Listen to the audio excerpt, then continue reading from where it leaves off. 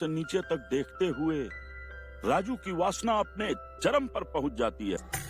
बाबूजी, आपके लिए दूध लाई हूँ।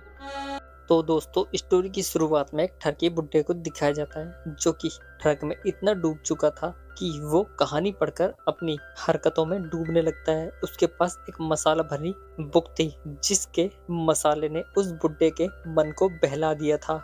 यहाँ पर वो ठरकी कुछ करता इससे पहले ही डोरबेल नॉक होती है। उसे समझ नहीं आ रहा था बाहर दरवाजे पर कौन है। जब वो गेट ओपन करता है तो देखता है उसका बेटा काफी दिन बाद उसकी बहू को लेकर वहां पर आ गया था, जिसने बिना बताए ही ठरकी पर धावा बोल दिया था। उन दोनों को देखकर ठरकी काफी खुश होता है, लेकिन अपनी बहू को देखकर ऐसा लग रहा था मानो उसके मन में कहीं न कहीं लड्डू फूट रहे हो। वो काफी खुश हो रहा था। अब रात में सब लोग साथ में डिनर करते हैं। वहीं वो ठरकी बाबूजी अपनी बहू के ख्वाबों में इस कदर खो चुका था कि कहीं वो उसे ही अपनी वाइफ न बना ले। वो खाना परोस रही थी और ठरकी बुड्ढा अपनी बहू को घूर ही जा रहा था। तब उसका बेटा बोलता है, बाबूजी आपकी कोई जानकारी का तहसील में है क्या? मुझे कुछ कागज निकलवाने हैं। तब वो बोलता है, हाँ है ना धर्मेंद्र, उससे जाकर मिलना, तुम्हारा काम आसान हो जाएगा। वहीं ठरकी की बहू उनके लिए कुछ मीठा लेने गई थी, लेकिन ठरकी अपनी बहू के ख्वाबों में खोया हुआ था और अपने बेटे की बात तक नहीं सुन रहा था। अब रात में भाभी ऐसे नाइटी पहन कर आती है कि उसके पति का मूड बन जाता है।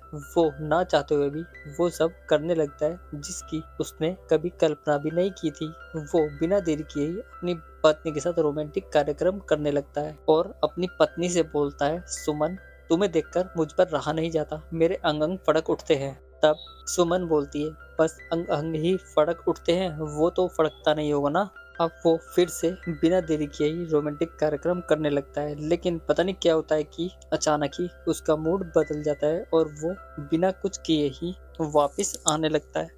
तब सुमन बोलती है, क्या हुआ? तब वो बोलता है, सुमन वो क्या है कि बाबूजी अब कमजोर से नहीं लग रहे, पता है जब माँ थी ना उन्हें गर्म दूध दिया करती थी वो। ऐसा करो सुमन, अब तुम बाबूजी को बादाम वाला दूध देकर आओ, जब तक हम यहाँ आए उनकी अच्छे से सेवा पानी कर देते हैं।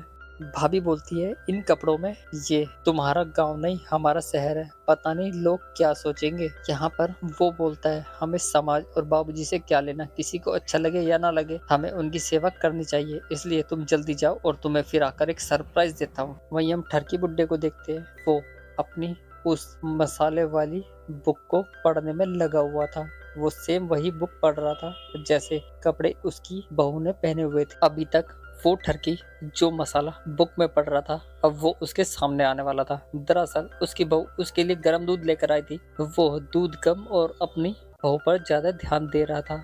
वो एक झटके में ही दूध पी जाता है। इसके बाद वो वहां से चली जाती है।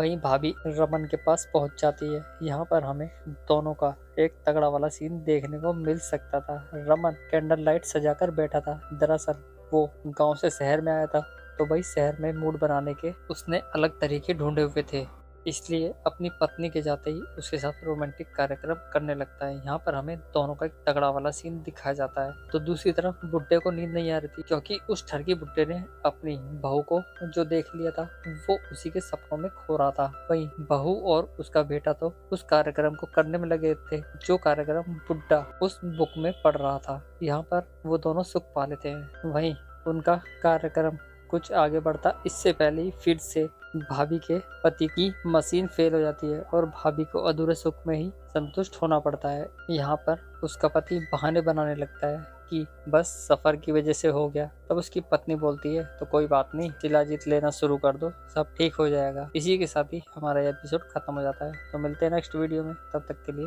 धन्यवाद।